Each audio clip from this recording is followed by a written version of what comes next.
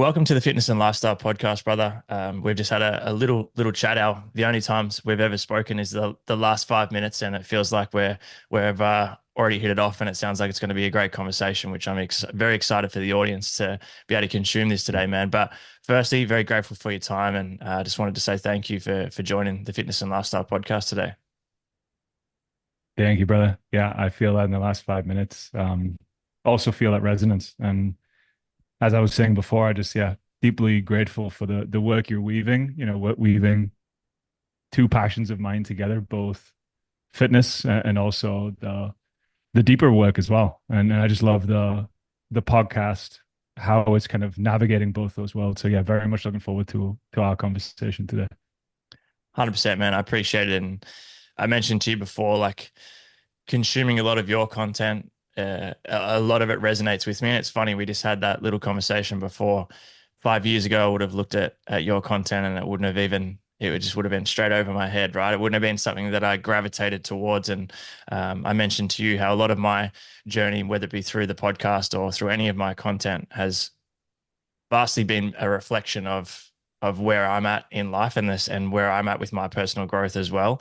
And so fast forward to the current day, and that inner work that you mentioned is something that I gravitate towards every single day. And I think it's just almost like an excitement. And I would understand that you would get where I'm coming from. It's like this anticipation or excitement of that next area of growth or that next level up, and that the unlock of the new understanding of myself and how I can become a better human and hopefully have that impact on other people too. And so I want to kind of rewind a little bit to when you were 25 and you exited your fitness business, right? We have that in common, obviously, and I'm keen for you to give the audience a bit of insight into what that business was too, because I think that's really cool. But Mm-hmm. I'm also curious, what was the origin that I guess allowed you to let go of that or shift from that and pursue the journey that you're on now? And what was that the catalyst for you kind of taking that leap? Because when you've got a business that's going really well and it's in an area that you're passionate about, it's very easy, as I know you talk about in your content, it's very easy to remain comfortable and just stay almost on Mm-hmm. autopilot and let things just roll over. And I mentioned in content yesterday, when you continue to use evidence of the past, the future looks like a replay, right? So what was the Yeah. catalyst for you to go all in with the new journey? Mm. Great question. Oh man, it's like set a bit of context. Yeah, age 19, the reason that I got into fitness was because I was in a point in my life where I was like kind of disempowered. I was like hanging out with the wrong crowd, you know, drinking too much, partying too much drugs, just like not no focus, right? So the catalyst for me to get into the gym was that it was like an empowerment of me actually like taking control of my life. Hmm. And at that time, I didn't have the capacity to be able to process my experience in terms of like things I'd been through in my life. But the gym was like the next best thing for me. So that was kind of like that was my inner work in that moment. Hmm.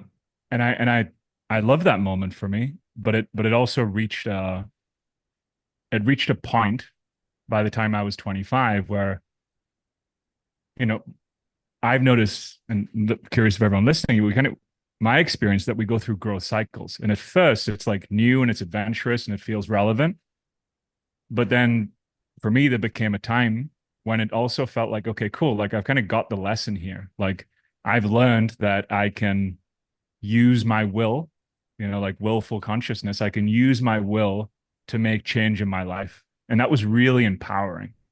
It was really empowering to have that experience of like, whoa, like I was this skinny dude who had never lifted a weight in his life. And I can go to the gym, I can eat the right food, I can learn about nutrition, and I can like empower myself. And it felt amazing. It felt great.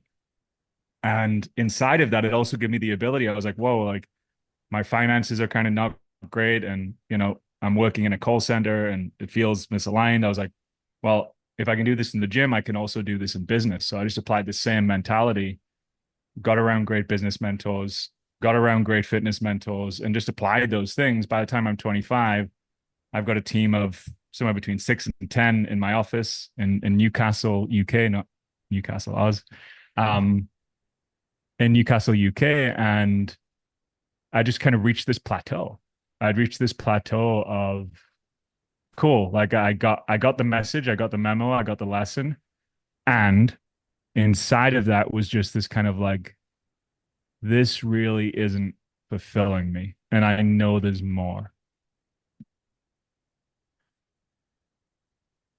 How long did that feeling last? A question that I get a lot, and a conversation that comes up a lot now, particularly when people are starting to, I guess, awaken themselves, or starting to do the inner work and really starting to get in tune with their own, with their own nervous system, with their own body, with their own, inner mind as well.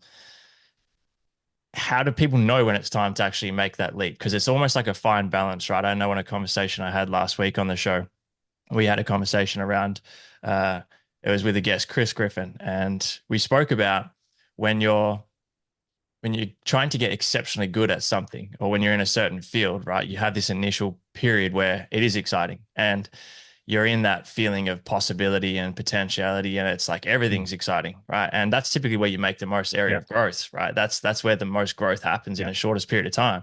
And then you have this prolonged period of time where you have to get very comfortable with being bored, or very comfortable with doing the things that you are now finding quite monotonous and just simple. There's the excitement dies down. Mm. So how did you navigate your way through going, okay, is this a sign that it's time to move on? Or is this a sign that I'm just starting to master what I'm good at and it's starting to get a little boring Mm. because it's not as exciting anymore?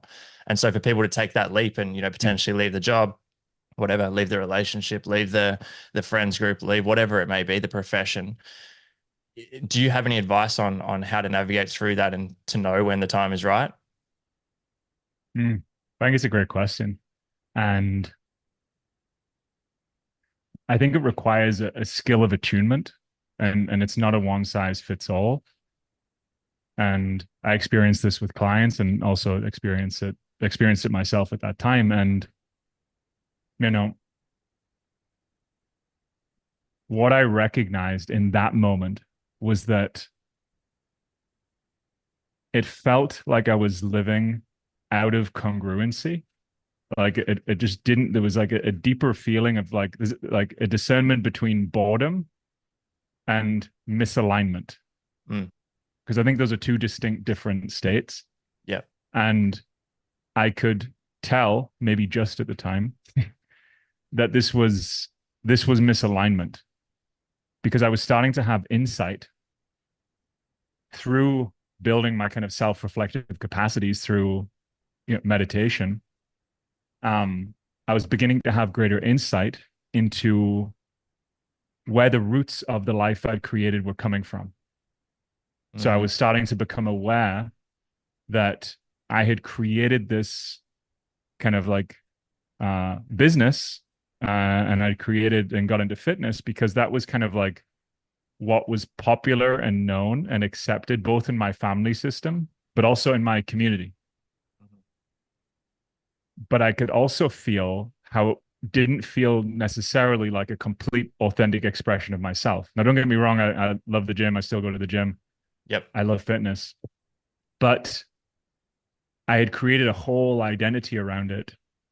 And it was starting to feel like it wasn't congruent. I was starting to feel like I know there's more out there for me in regards to like the things that I'm actually interested in. So I was spending most of my time, well, since I was like 20 and also before that. I mean, I started doing self-hypnosis to myself when I was like 14.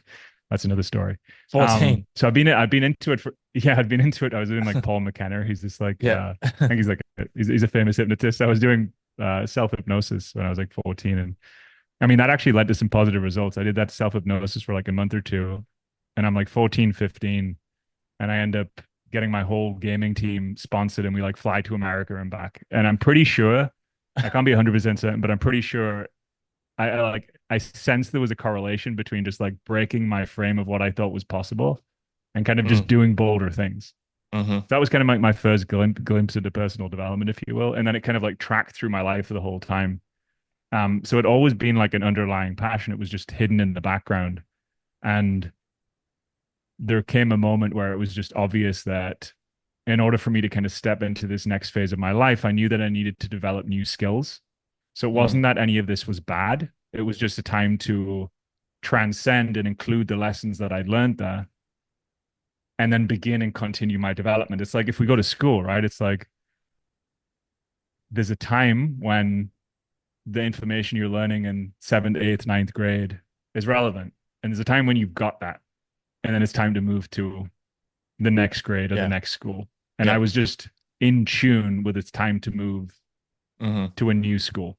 And staying here for any longer would have felt incongruent. I was aware that staying here would be like repeating the same class. Yeah. It's no longer serving you. Exactly that. Awesome, man. And so after making that decision, so age 25, right, exiting that business, how was that feeling of I guess letting go of that chapter and then moving into the next? Was it a feeling of excitement and possibility? Was it a feeling of emptiness and a bit of uncertainty? Like, or were you like, I know exactly where we're going right now? Great question. All of the above. I mean, there was a part of me that was excited, and I think whenever we're making change of our life, we kind of get a sense we're growing into something new. But also there was this just like, yeah, this like void that I was stepping into. It was like the deep unknown. Hmm. And I had built a whole identity. I mean, like my whole industry, like I was in, magazines. I could walk up to like, I would go to like the nightclub and people would know my name for me being in like the fitness industry and being a, competitive bodybuilder. So there's this whole identity that I'd built that I had to let go of. And Yeah. obviously, whenever we're letting go of an identity, it can be a little shaky. So I was in the shakiness of like, oh, like who am I going to be without this, right? Who will I be? Who will I become? And that Mhm. was honestly quite scary. Um, but there was also a part of me that knew, like a deeper part of me that knew that this was where I was meant to go and that there would be treasure and fruits on the other side, even though I couldn't see them yet. Mm. Yeah, I like that. And as we touched on this before we kind of started recording today, like I feel like I've experienced a similar feeling to an extent.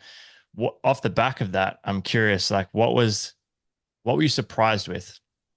I know I'll just use an example from myself, right? Like when I let go of basketball, which at that point had been the only direction of my life, it was like there was no plan B. When I let go of basketball and shifted into the health and fitness industry, which obviously I look back now and it was the best thing that ever happened for me, I realized there was a lot of surprises, as in like I had a preconceived idea of how life would be without certain things, in this case, basketball. And when I kind of got a month or two in and I realized, oh, like this wasn't what I thought it was going to be, or like I don't miss this as much as what I did. And I'm now realizing this new part of myself, which I probably didn't give a chance to shine before. If anything, that the fear turned into excitement and almost surprise, right? Like I realized that a lot of the preconceived ideas that I had just weren't true, which we're going to kind of touch on in a bit more detail throughout the episode anyway. But what was the surprise for you, if any? That's a great question. Yeah, the surprise inside of that, I think similar to yourself, Danny, was that life provided me like the exact people and experiences that I needed for that to unfold itself. Like I met the right mentors and friends and support that just unfolded. It was like as I Mm, let go, it created more space for life to serve me and for me mm, to continue taking that next step. So it was like for every step that I took, it was like life, universe, God, creator, whatever you want to call it, just planted the next step there in front of me. And that started to build a type of confidence like, okay, cool. Like I'm feeling some sense of support here. I feel like I've got this. And mhm. yeah, just the unfoldment was just like super beautiful. And I mean, like I just started meeting incredible people that were, on the path and that were able to give me the guidance that I needed in that exact moment. And if I'd never let go, and if I was never willing to be brave to take that next step, then there would never be space. I guess it's kind of like being in a relationship that you don't want to be in, Yeah. knowing you should leave, but you stay in, you never create the space for you to meet someone new. Yeah. But it was like that, but for my career. And honestly, for all my friendships and relationships, because what I was, there was a lot that I was letting go of there. And there was also inside of that, there was a lot that I was getting to experience. There's a lot more new friendship, relationship, connection, opportunity coming into my life because I was willing Hmm. to create that space. How was it for you? It's kind of all of the above, right? Like, as I said at the time, like I left the first one, I've been through a few of these identity shifts, right? The first one was probably the hardest. And at the time, it was the worst thing that had ever happened to me. Right? It was poor me, shocking headspace for that first month, and it was the uncertainty which up until that point, and I personally up until then had always been very much so a people pleaser. Right? I'd always uh, been a very anxious kid, which when I look back now, I cause a lot of that for myself. But at the time, obviously, didn't have that self awareness, and so I think the biggest thing that was biggest difficulty was the lack of control. Up until that point, my whole life had been based off, all right, I'm going to do this, do this, do this. And I was always trying to control everything, whether it was like trying to reach a certain point in basketball. It's like, all right, I will work harder and I'll do the work. I'll put in all the effort here or whatever it may have been. I was very controlling because that allowed me to stay calm and not anxious. And so now when the rug gets pulled out underneath you and there's nothing, it's like, oh shit, I have zero control over what the Mm, next however many years looks like. And so that was scary. But very quickly, quicker than I expected, that changed. It changed into this anticipation of like what could be, and a sense of authenticity, right? Like even though I thought that basketball was my authentic self, it just hadn't been. It was something that I'd held on to for mm, so long, more so as a sense of pride of like, yeah, and throughout my time in basketball, like I was very fortunate to play at a good level, really good level, but I was always at the bottom end, and so I missed out over and over and over again, and so many disappointments and failures and setbacks that it got to a point where I was like, the driving factor went away from the passion for basketball. The driving factor became, I'll fucking show you. Like I'm not giving up. mm, I'm gonna make it. Like no one's gonna tell me like when it's my time to finish, right? And so I realized I'd held on to that for too long, right? I'd held onto that for too long, and so it was this liberating feeling of like, this is what it feels like to live like in full authenticity. That's exactly what it felt like. It was just like a weight off my shoulders. And throughout that period too, that's when I really doubled down on just giving zero fucks about what anyone else thought as well. And it all mm, kind of just mm, mm. aligned perfectly and all merged together. And so, as I said, for me, it was like one of the greatest things that's ever happened for me. It was awesome. It was awesome. And one of the points I wanted to bring up off the back of this, right, is we tend to find ourselves. I know as men and women too, of course, but I know as men we tend to find ourselves in certain circumstances or outcomes over and over and over again, right? And I've learned now it's like the universe or God or whoever puts you in these circumstances until you make the right choice, right? Or until you see what you're doing wrong or where you need to change. But we find ourselves in these certain circumstances or outcomes, no matter what we do, no matter how we do it, no matter who we do it with, what fucking country we do it in, same outcome. And I now have learned that that has a lot to do with, suppressed conditioning, suppressed memories, emotions, certain shadows that, it's parts of the shadow and the ego that we're not really aware of. I know it's a very loaded question and a loaded topic, but would you be able to give the audience a bit of insight into how to start bringing some self awareness to what some of these shadow areas may be, some of the areas that are actually driving all the decisions, all the thoughts, all the feelings, all the everything in our life, which then leads us to these same Mm. outcomes, which we find ourselves in. Yeah, Sorry, I know that's a bit of a loaded question, but I didn't really know how to articulate it any better than that. it was a great articulation. And one of the ways that I think is most useful for people is, so let's first define what the shadow is. So the shadow, when we're talking about it from a personal development perspective, is anywhere in our life where there is a lack of light, the light of awareness. So that's what we're talking about when we talk about the shadow. And Carl Mhm. Jung coined this term. It's a really helpful kind of metaphor or reference, if you will, to aspects of ourself, of our experience that we cannot see. So it's in terms of like a mental model, it would be the unconscious. Hmm. And then what we're really doing on our journey is making more of the unconscious conscious. Yeah. Otherwise, as Jung says, if you are unaware of your unconscious, it will control your life and you will call it fate. Mm. So we're becoming more aware of that which we're unconscious of, which isn't necessarily always negative. In fact, the shadow can also be the joy, the love, the passion, the fulfillment that you've repressed. Hmm.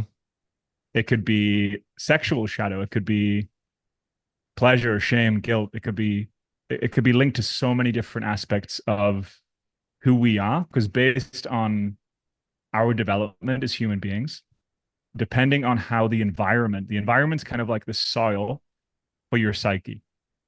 So Yep. depending on the reactions from mom, dad, family, friends, and community that you grow up in, those reactions are going to be interpreted by you as a young being, but you don't have much context yet because we're like little people, right? So we're just absorbing everything like a sponge, Hmm. and we're just making meaning from everything that's arising, but we haven't yet got full cognitive capacity to make discerning decisions between what is true and what is not true, what is real, what is not real, what is for me, what is theirs.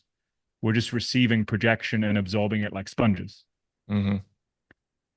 Then that absorption creates our self identity. And that self identity is then what we grow up with. So we're kind of creating this self identity is kind of constructed, and that's what we call ourself, right? So if you've had multiple little shifts in your life, big or small, that's because we're letting go of self identities, and hopefully we're stepping into ones that feel more empowering, more true, more real, more fulfilling, more loving, all of Hmm. that. So that's the kind of shedding of aspects of the self that are less authentic, caused by the effect of the environment. Now, from a psychological perspective, we'd call that transgenerational trauma. And that could be subtle. It could just be you weren't celebrated when you came out and sang a song in front of your parents when you're 4 years old because they were both busy. And you were just like, oh, I can't Hmm. sing, or oh, no one cares. Right. And then we create beliefs and stories about what that means, when it could have been, maybe that was true, but it could have also just been that your parents were busy and Yeah. they were distracted because they just had an argument, which we've probably all had as adults with our partner at some point, right? Hmm. So, but how that's internalized in the moment then creates a self identity. And those thoughts keep looping, and then they start to create beliefs. And then those beliefs create familiar emotions. And those familiar emotions create a familiar state of being. And that familiar state of being has specific habits and behaviors, which we then call our life. So in shadow work, we're looking to make the unconscious conscious. We're looking to bring light, the light of awareness, Hmm. to those aspects and areas What that was are the, unseen. Yeah. yeah, brilliant. No, thank you. What was the, what was the most impactful thing that you brought to light, that you were the story that you were able to let go of, that when you look back in hindsight had held you back or had led you down a certain direction or into certain scenarios and outcomes that were undesirable? What was the most freeing thing for you to really shed light on? Mm. Oh man, so many. um, I mean, there's been areas of just guilt and shame around sexuality. Hmm. You know, I just used to feel, and if you ever had that feeling where whether it be after lovemaking for me or after sexual pleasure, I would just feel shitty. I would feel like just this kind of like drop in energy, Hmm. and it would last for hours. It would last for sometimes 4 or 5 hours, and it was just kind of just this like massive drop, both in physical energy but also emotionally. I would kind of like felt like I would close up. Um, and yeah, learning to bring the light of awareness, love, warmth, presence to those aspects of myself that had not had the parents around to be able to create context for the most natural thing ever for human beings. I mean, it's how we all got here. Hmm. But there was no context. My dad didn't explain things. I mean, Anki gave me a porn mag when I was like 11 or something, 11 or 12, and it was basically like, there you go, son.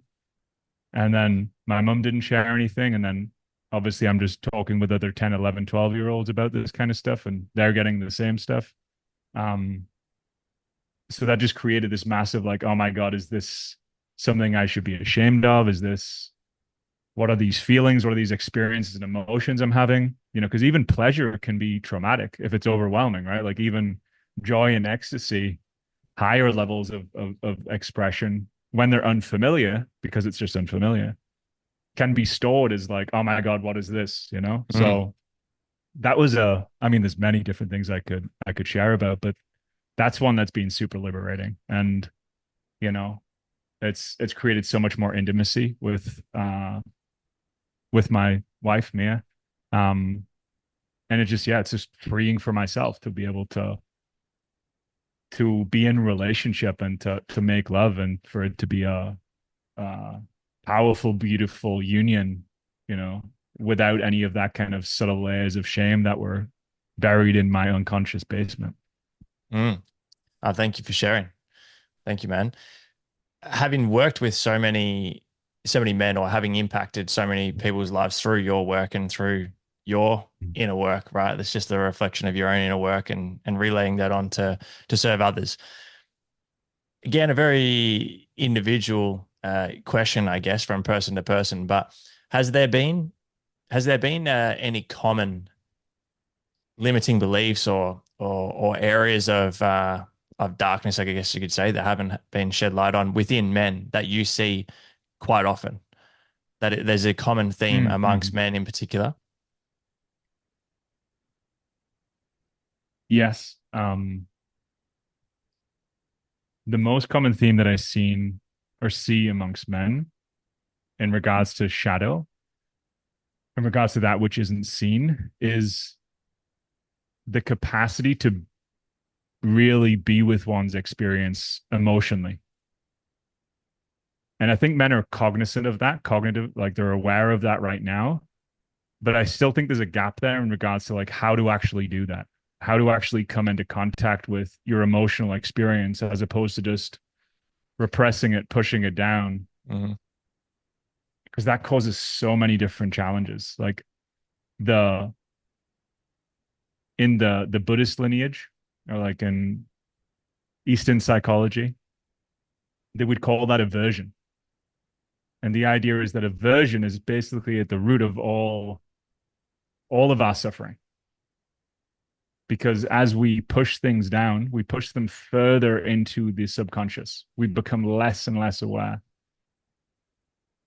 And if we can't be with the emotionality of our experience, that's where every single addiction, every single, whether it's drug, sex, porn, drink, women, gambling, fill in the blank, money, fame, all of those come from our inability to be directly with our experience in such a way that allows our authentic expression to flourish.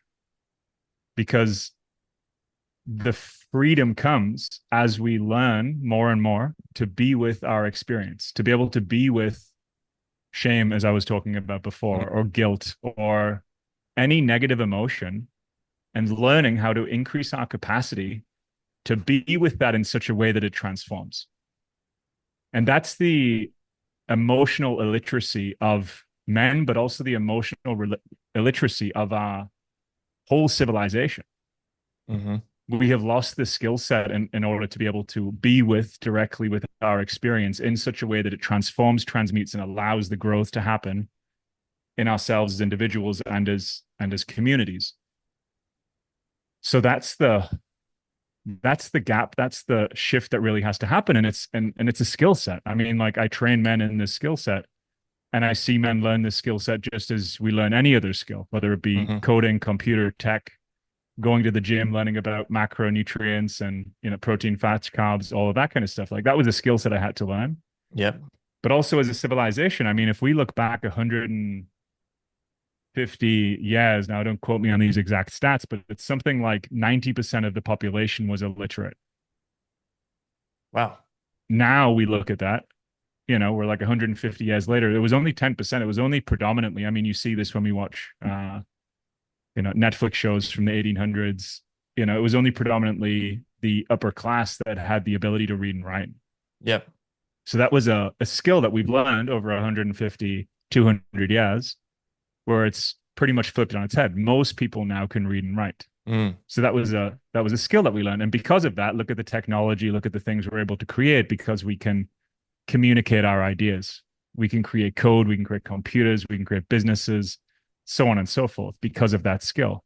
Now, I see the same thing happening both for men, but also as a civilization. There's a skill set gap in regards to how to be with our experience in such a way that we create the flourishing of our authentic expression into more love, more power, more truth. And I think that's what we're learning in this moment. I think it's beginning to come online with some men. Like, these conversations are also a part of Hmm. this weaving its way into our culture and into mainstream. And now correct me if I'm wrong, but off the back of these suppressed emotions, off the back of these things that we aren't shedding light on, I guess you could say, I'm assuming that's what then leads to a lot of self-sabotage, right? Whether it be within relationships, whether it be drugs, alcohol, whatever it may be, that suppress the suppressed emotions, the suppressed parts of ourselves that we aren't allowing ourselves to experience is then what drives us down these paths of self-sabotage, even when things are going great, right? People, Yeah. I think it's wild when you really put it into perspective how many people are so uncomfortable with things going well, so uncomfortable Yeah. with things Yeah. going Yeah. well Exactly. that we have Mm. to Yeah. consciously or Yeah. subconsciously Yeah. do whatever we can to make sure they don't go well. But and so Yeah. doing shedding light on these areas and as you said, improving this skill set, understanding how to sit with our Yeah. emotions, understanding how to be present, then allows us Yeah. to see what we're really doing with this self-sabotage and hopefully change the behavior. Yeah. Exactly that. Because our personality, our self construct, creates our personal reality. Yeah. So that identity structure that we were talking about before is what creates our reality. So we want to stay with the familiar known versus stepping into the unknown. Mm-hmm.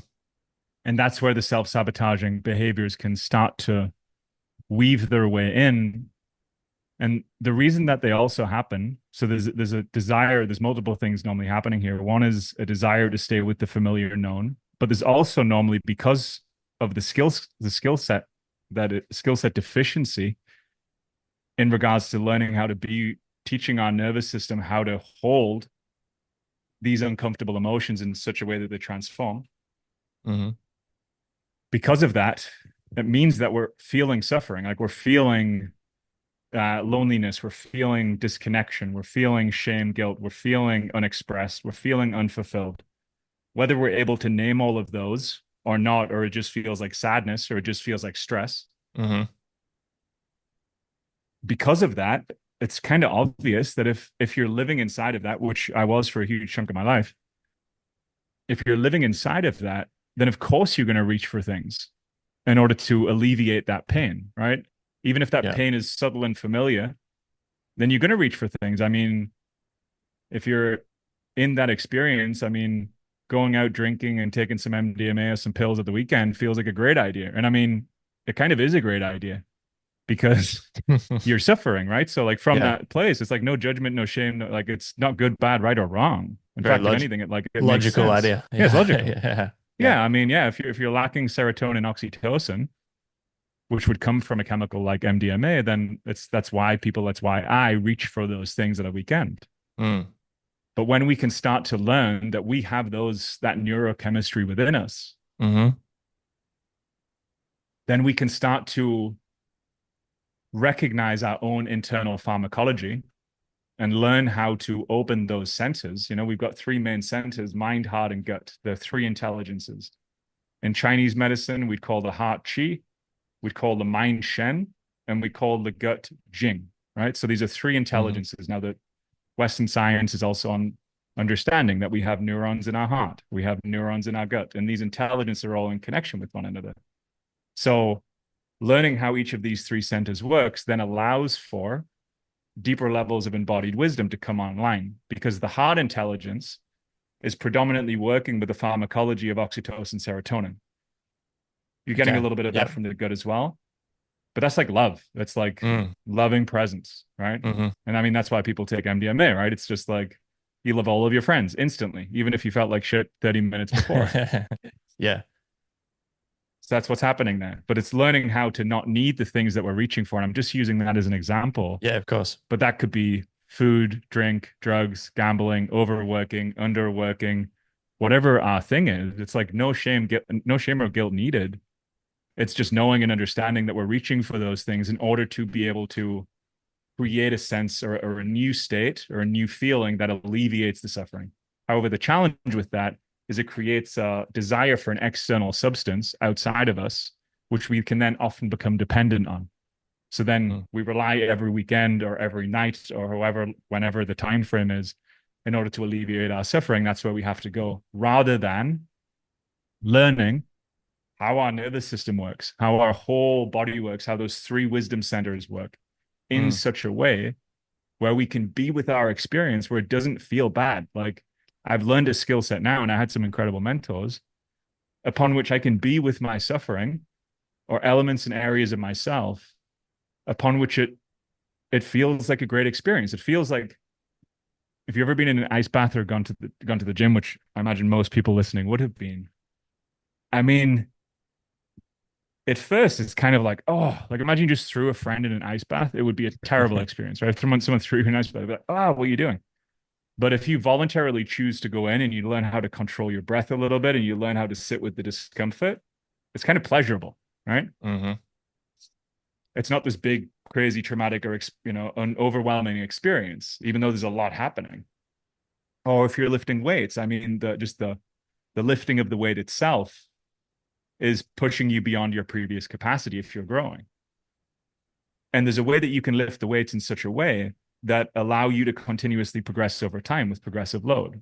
So equally, if you take someone to the gym and you put too much weight on and you throw them on the bench and they're just like there with the bar on top of them, I mean, not the most supportive, right? So we want to learn step by step progressively how to be able to hold more of our experience in such a way that we get those dopamine serotonin releases going where it's like, whoa, I can do this. Mm. We might not want to go to our deepest shadows straight away. In fact, I wouldn't recommend that. I'd recommend starting light, Yep. just as if we're to go to the gym. Start Of with what you course. can hold. And then piece by piece, teaching your nervous system, teaching your body how to be with your experience in such a way that that transforms piece by piece, piece by piece, piece by piece. And then in that we start to flourish more and more and more. Now I know for someone that's watching or listening at the moment that feels like they're in that cycle, right? It doesn't have to be MDMA every weekend. It could literally be, a glass of alcohol. It could be whatever, sex, could be, as you said, social media. I think these days, right? Social media and doom scrolling is probably one of the most common ones going around, right? How do people navigate through the initial phase of making the decision? Okay, I'm going to learn the skill. I'm going to sit with this discomfort. I'm going to try and teach my body how to Mm. deal with this external or internal stress.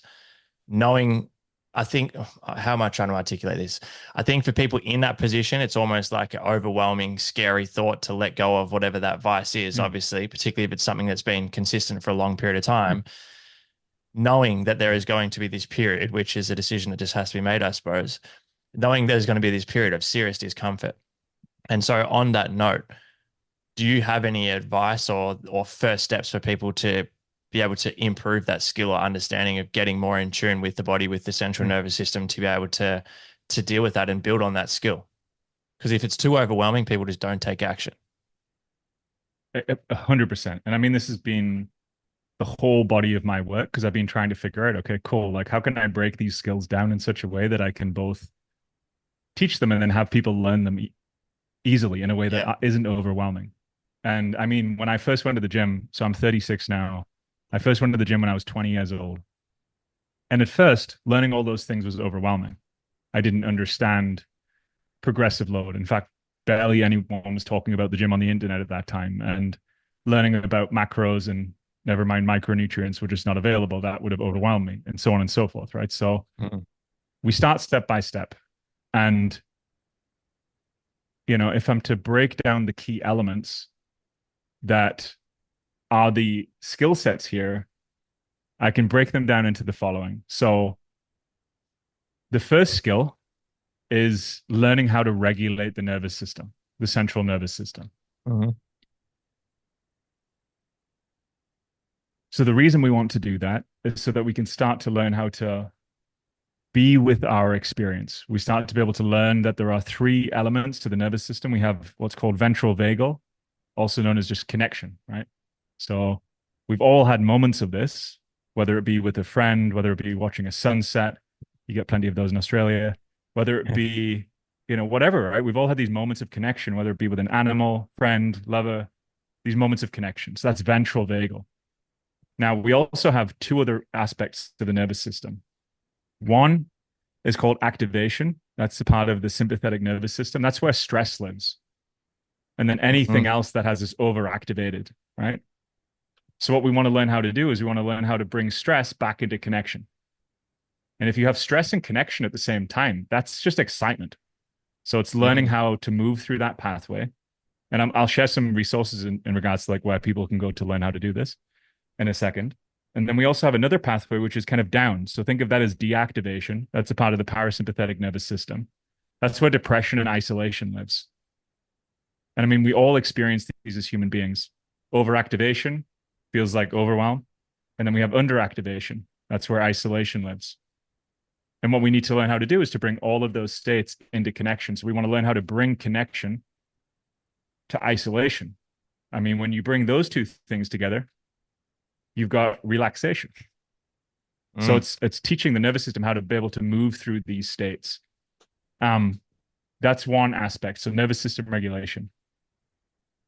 Any questions on that before I No, move on to that's the that's next? awesome. That's really good. The second is learning how to work with and integrate psychic phenomena. So, like with aspects of ourself. So, learning how to distinguish with self awareness different elements and aspects of our experience that are arising, and then learning how to integrate those so that we can come into a deeper level of connection with who we are and what we need. So, this is like increasing our self reflective capacities. Um, this is what happens in any therapeutic context, pretty much. It's the foundation of internal family systems, so IFS. Mm. And this is really best done with a practitioner, whether it be a coach or a therapist, but you could technically learn it by yourself. In fact, one of my friends who's Australian is currently inventing a system um, called self therapy, which is putting together these technologies in such a way that people can learn how to work with them themselves. Um, and he's working on that as we speak. So If you the don't mind me tech's also asking, coming. if you don't mind me asking, you don't have to share if you don't want to. Who's the friend over here in Australia? So the two friends who are putting that together is Johan Dante and Nigel Denning. Okay, brilliant. Um, yeah, so you can look those guys up. But they're working on that right now because that's kind of what we need. We need to democratize these tools in such a way that they allow for us to flourish, right? To allow Mm. our lives, our families, ourselves to flourish, so that these addictions or suboptimal patterns that we feel are showing up in our life, we can begin to learn how to be empowered to work with them Yeah. in such a way that we create connection, in such a way that we create empowerment, in such a way that we're stepping into greater levels of fulfillment in our lives. So that's the second. The third would be communication skills, which you're now beginning to build with these two because you start with yourself. If you learn how to regulate your own nervous system, you learn how to begin to work with the just different aspects of yourself and start to integrate those. Well, then naturally it starts to become easier to do with that with others. You start to be able to speak to yourself a little more kindly. It's kind of easier to speak to your spouse, your friends, or your colleagues a little more kindly. Mm-hmm. So the third set of skills is improving our communication skills, but specifically conflict resolution. Most people don't know how to have challenging conversations or express their needs. And I mean, if you do that in a relationship, you suppress those for, I mean, even 6 months, you start to feel like your needs aren't being met. And then you end up start to, you know, bricks are created between you and your partner and the relationship starts to deteriorate. So communication would be the third. And then the fourth would be learning how to work with the attentional system, which is our ability to be able to focus and keep our attention on that which we need to. So social media is pulling us away from that. Mm. Um, I mean, it's has some of the best, most intelligent minds in the world working on keeping our attention there. Um, so it's a great challenge right now. But I think every challenge like that also exists within an opportunity, right? It's so cool. Like it's really showing me that it's trying to take my attention. Wow, my attention must be valuable. I mean, it's Mm. called the attention economy. How about I take my bank account? How about I start filling my own bank account up and take back my attention so that I can direct it to where I want to in my life?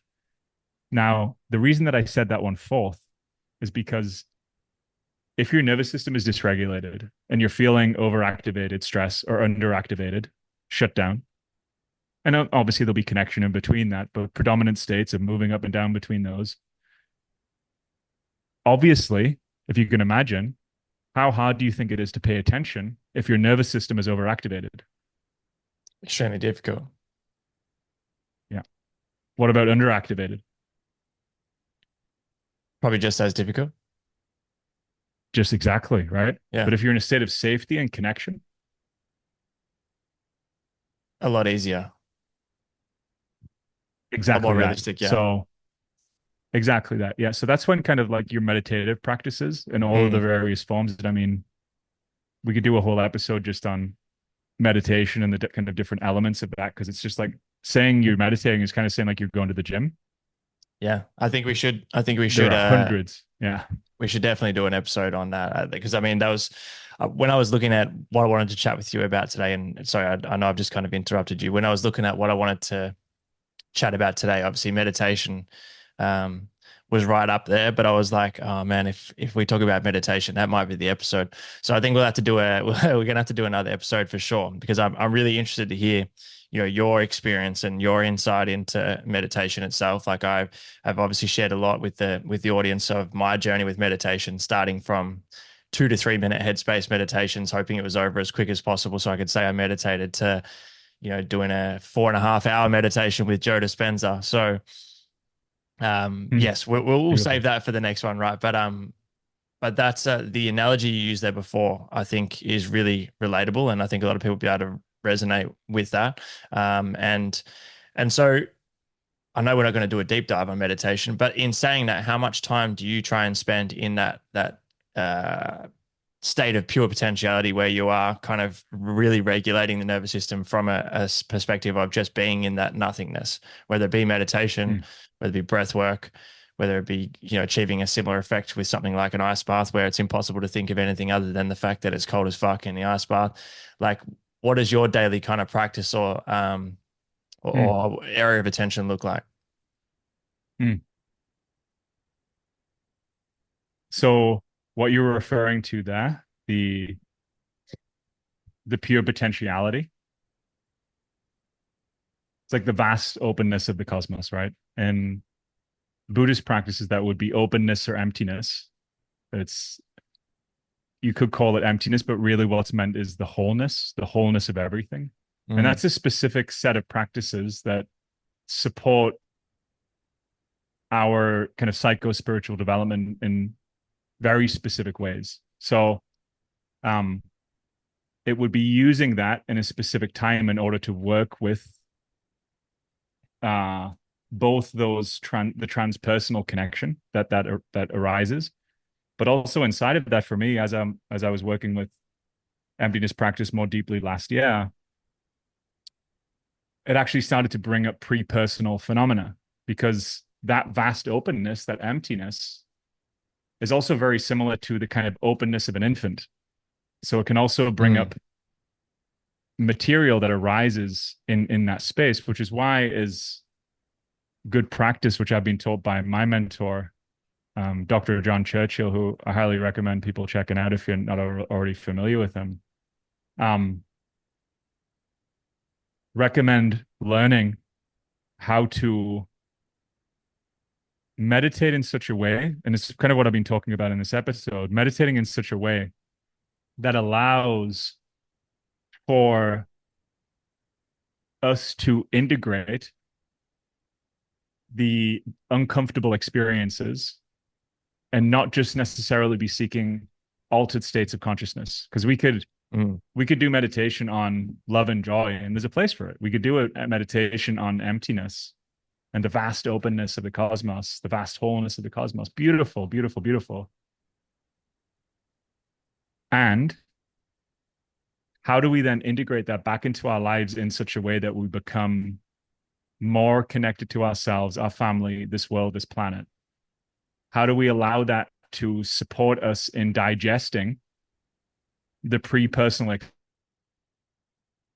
shame, guilt, sadness, anger, those lower but not lesser states of our experience, Mm-hmm. so that we can transcend and include them, so that not only do we access new states, but we move into higher stages of development. That's the class. That's like moving through the right class, right? Yeah. Because we can skip to the last class, Yep. but then you come back into your life and you're like, oh my God, I'm still doing the same thing over here. And it can also be more confusing, right? It's like, whoa, I experienced the oneness of the cosmos, and now I'm still doing this thing over here. Why is that? Mm-hmm. Okay. Well, if we just step it back a few steps, it's kind of like, I don't know, trying to be a professional basketball player before you've learned how to shoot a hoop, right? Yeah. So we want to do it in order. You know, it's not that any of those things are bad.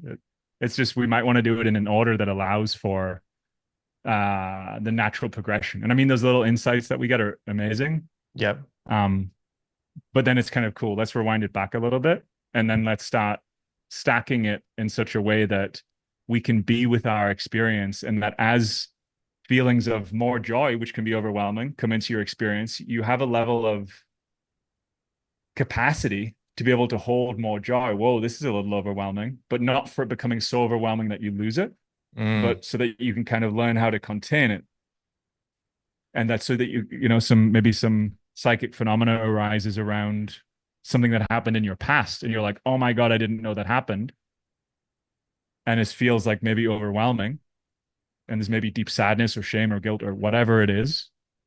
I mean, unique for everyone. But it's then how do we have the capacity to be able to hold that in a practice where we can transmute it and transform it?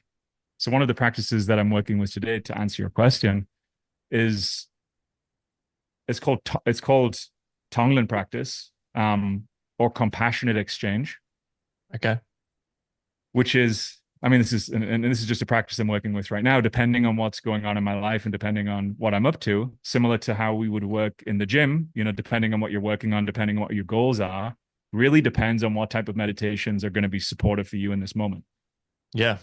So it's getting to learn where we are in this moment in our lives, and then using practices that support that so that we can move to the next stage. Yep. Not necessarily doing something, you know, trying to put a 300-pound bar on because that's what's going to make us strong. It Mm. would, Yeah. but let's do 100, 150, 200, you know, let's stack it. So yeah, right now I'm working with Tonglen practice, which is super awesome. It's kind of badass. Well, you know, you set it up in such a way that you're connecting to just a deep level of safety, trust, empowerment, love, connection. You set all of that up.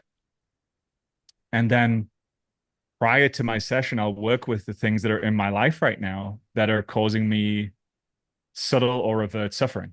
You know, so like areas of my life where I'm maybe not in the exact state that I want to be in. Mm. And I know what those things are. So then in my meditation session, after the setup, I then learn how to, and then I bring that up and I breathe it in like a dark smoke, welcome it, and then I transform it in my body because I've learned how to do that now. And then I breathe out exactly what's needed, and that's the beginning of the alchemical process. That's the That's the transformative process. And at the same time, what we're saying right there in our bodies and nervous systems is yes. Like what's arising here right now, I can hold it. I'm a yes. As opposed to those feelings of discomfort that we push further into the shadow, Mm. and then they become destructive habits 1, 2, 3, 4, 5 years later, right? They just keep manifesting themselves like Hydra, right? You just chop one off and it comes back again. This Yeah. is learning how to get to the root and to be with it in such a way that it transforms it. So that's what I'm working with right now. Incredible, man. That I want to learn more about that. And I'm sure off the back of today, we're going to get some. I'd love to share, obviously, some links to some direction people can go with in some of the stuff we've discussed today. And I'm sure you and I will chat one on one. But that sounds like something I'd be super keen to dive down or dive into a little more. I know we said we weren't going to chat through it, but as I mentioned to you before, like my journey with meditation has kind of led me down a few different paths, I guess you could say. As I said at the start, it was very surface level. It was just the idea of meditating that I was attached to, right? It's like, oh yeah, I meditated. Or I'm going to try and not think for the next 5 minutes and see how that goes.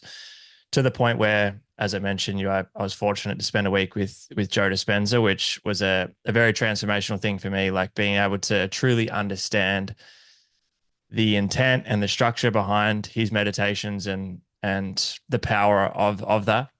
At the same time, I've done a fairly big deep dive into the world of breath work as well, and a number of different areas of meditation. But I think just continuing to truly understand what purpose I can use each of those for, and how they can be, as you articulated really well before, how they can be stacked in a way that it makes sense, and so that you're not going into this thing and experiencing this incredible sensation, but then going back to reality and going, all right, well, there's such a disparity between this and this that it can't be integrated, right?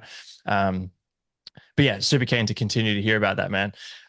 Mate, I want to be respectful of your time, and I'm also just trying to set myself up for a second episode here as well, which would be which would be fantastic.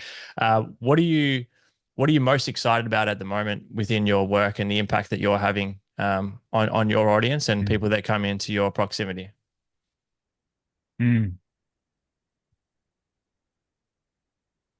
The democratization and the understanding of the mechanics of transformation, the things that we've been talking about. I mean, that's the thing that brings me alive the most. Mm-hmm. And I mean, those are the types of conversations I'm having with my friends and mentors. And it's like creating the map and creating the stack in such a way that can allow for more and more of us to understand how to do this skillfully. And Mm. that really excites me because it feels like, you remember like health and fitness back in 2009? No. Right? It's like, what health and fitness industry? Yeah. I mean, you went to the gym in 2009, you were like hardcore bodybuilder, or I don't know, like 55-year-old aerobics mom or something like that, right? Yeah, And what we thought was healthy then, I mean, we would laugh at now, right? correct.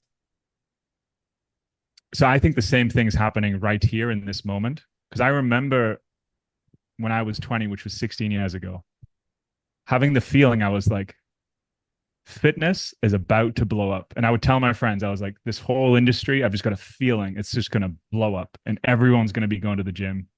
Everyone's going to be into this. And I just sensed it. And I have the same intuitive sense right now that the work that we're doing, the fact that even me, you, and everyone listening can be here having this conversation, understanding what we're talking about, Mm. that this exists, to me says that we're on the precipice of a whole new industry that's going to allow for us to really flourish as men in our lives and really flourish as human beings. And I think we're on the precipice of that. So a part of that is learning how to articulate and democratize the things that we're talking about in such a way that supports people to kind of incrementally have those kind of wins as they're working with themselves, that allows for them to want to continue to do it. Because that's what happened with the gym, right? Yeah, correct. People started to see other people's results and they're like, oh my God, I want that same result.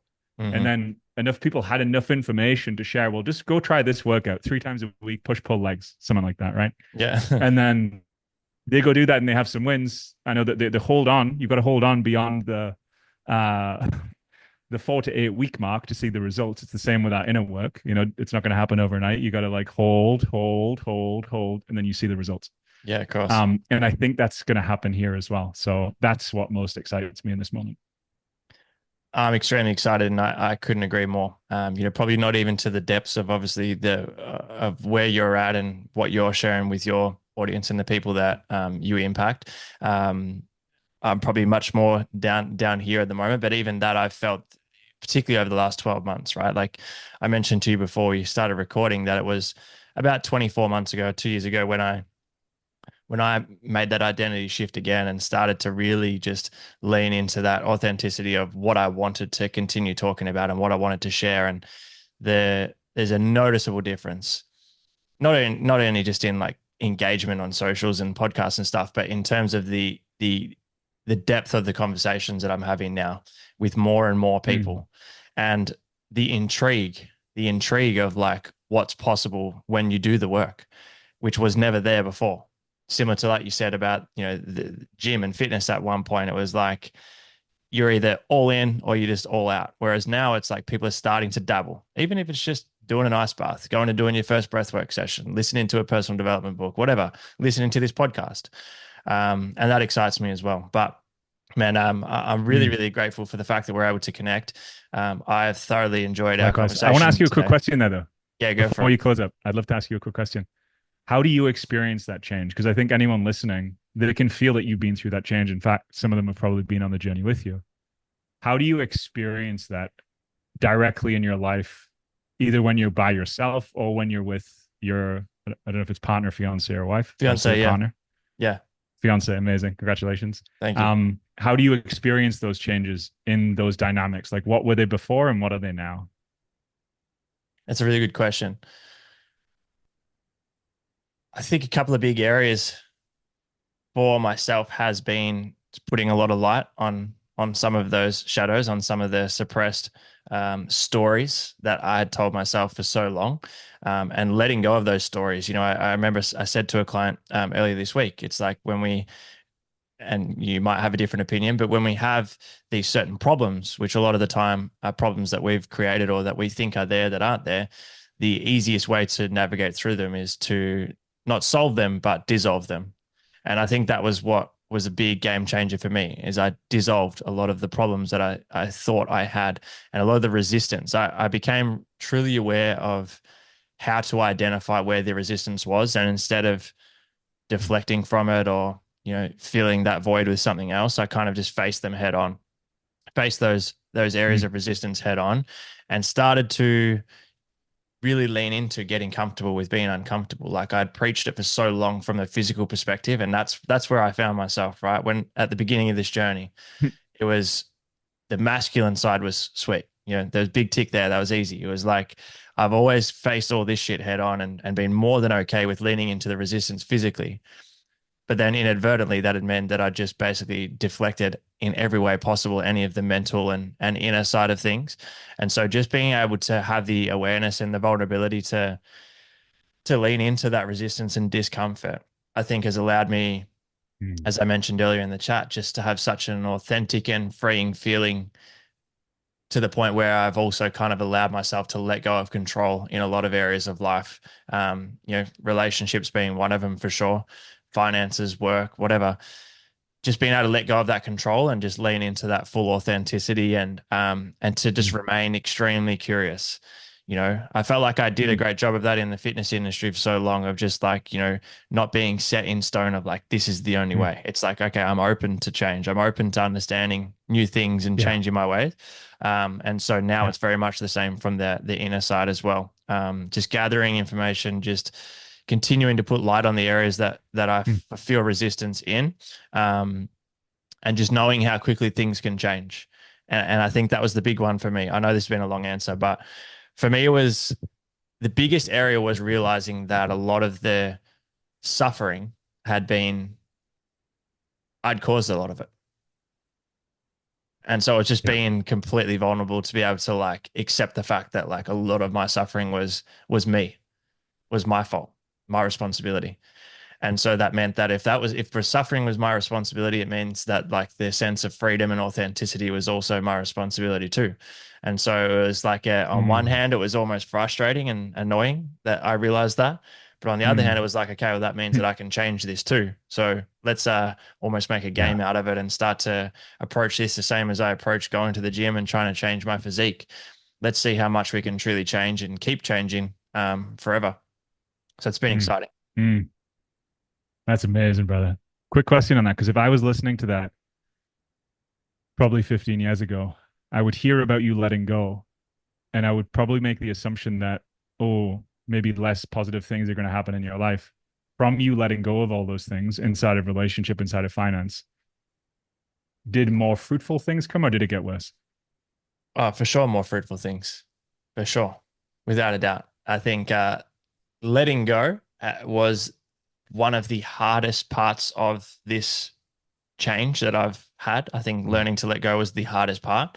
Um, mm, and I could tie all that back, right, to, as I said earlier on in life, particularly through school, just being super anxious, super focused on what other people thought, super just in my own head, and a lot of resistance, a lot of self doubt, no self belief. And so that's, I feel like, what led to a lot of the control. And I think as well, tying it into the basketball side of things, that mentality I'd adopted from basically being told you're not good enough for so long to then go in, fuck that.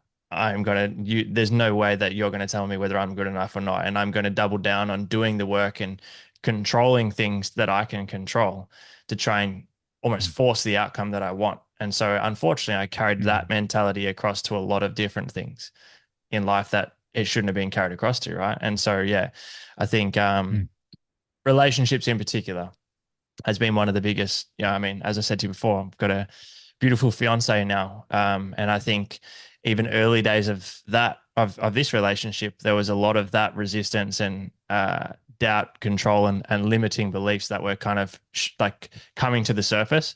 And so I think you alluded to it earlier in the episode. mm, It was like, on one hand, it was like the excitement going up and the discomfort going up as well, because it was like, this feels really good, but now all the things I'm worried about are starting to show, like, to surface even more mm. because it feels so good. And so Yeah. it was navigating, Mm, no self-sabotage ideally. But yeah, so to answer your question, I think everything has flourished for sure since I've let go. mm, mm. Beautiful, brother. Congratulations. I know the courage it takes to do that. So, yeah, much respect. Thank you, man. I really appreciate you coming on today, Rick. I've thoroughly enjoyed the conversation, as I said, and I'm really excited to stay connected and continue to learn from you as well. And I know the audience will. And for those that are watching or listening, we'll have all of the links to Rick's content and where you can find more valuable content from him in the show notes below, and continue to follow on with his journey. And I'd love to lock in another chat in the next couple of months, and we can dive into meditation, which I'm sure the audience will be excited for, man. But appreciate you. Thanks so much. And also thank you to everyone who Appreciate has you, tuned brother. into this episode too. We are really grateful for you. And I can't wait to chat to you in the next episode. Chat to you soon, guys. Thanks, Rick. Likewise, brother.